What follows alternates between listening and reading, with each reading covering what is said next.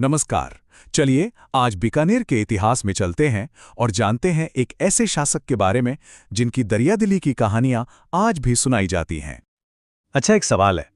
राजपूत इतिहास में वो कौन थे जिन्हें राजपूतों का कर्ण कहा गया? मतलब महाभारत के उस महान दानवीर कर्ण की उपाधि। चलिए इसी सवाल का जवाब ढूंढते हैं। तो हमारी कहानी के जो हीरो हैं वो हैं महाराजा राय सिंह। ये बीकानेर के राव कल्याणमल के बेटे थे और मुगल साम्राज्य के कह सकते हैं एक बहुत ही मजबूत स्तंभ माने जाते थे। देखिए, राय सिंह की कहानी को समझने के लिए थोड़ा पीछे जाना होगा, उनके पिता राव कल्याणमल तक। ये वही थे जिन्होंने 1570 के नागौर दरबार में सम्राट अकबर के साथ गठबंधन किया था। और बस इसी नींव पर राय सिंह ने एक बहुत ही शानदार विरासत खड़ी की। तो जरा समय को तेजी से देखते हैं। 1465 में बीकानेर की स्थापना होती है, 1570 में मुगलों से गठबंधन होता है और फिर 1571 से शुरू होता है महाराजा राय सिंह का दौर।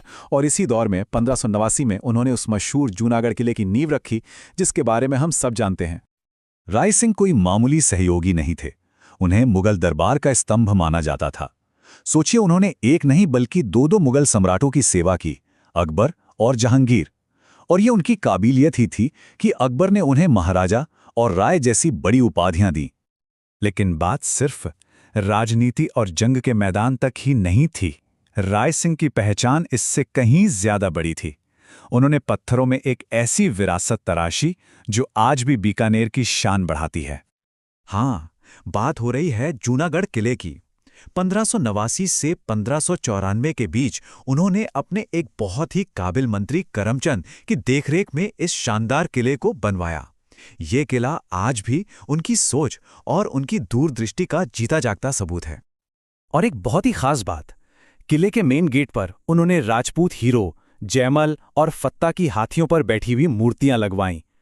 ये एक तरह से राजपूतों की बहादुरी को उनकी तरफ से एक सलाम था, एक सच्ची श्रद्धांजलि। तो वो एक योद्धा थे, एक महान निर्माता थे, पर उनकी शख्सियत का एक और पहलू भी था। वो ज्ञान और कला के भी बहुत बड़े संरक्षक थे। उनके दरबार में आप कह सकते हैं कि विद्वानों का जमघट लगा रहता था। जैसे जयसोम नाम के विद्वान ने राय सिंह महोत्सव लिखा, और तो और उनके खुद के मंत्री करमचंद ने वंशोत्कीर्तनक काव्यम में उन्हें राजेंद्र की उपाधि दे डाली। राजेंद्र यानी राजाओं का भी राजा। तो हमने उनकी ताकत देखी, उनका कला से प्रेम देखा, लेकिन अब आते हैं उनकी उस खूबी पर, उस खासियत पर जिसने उन्हें इतिहास में हमेशा के लिए अमर कर दिया। और हां, वही कर्ण वाली उपाधि भी दिलाई। उनकी सोच को समझने के लिए उनका ये एक वाक्य ही काफी है। थारे परी मैं दान करूं, जड़ें हमारी प्रतिष्ठा है। मतलब मेरी इज्जत, मेरी प्रतिष्ठा आप लोगों को दान देने से ही है।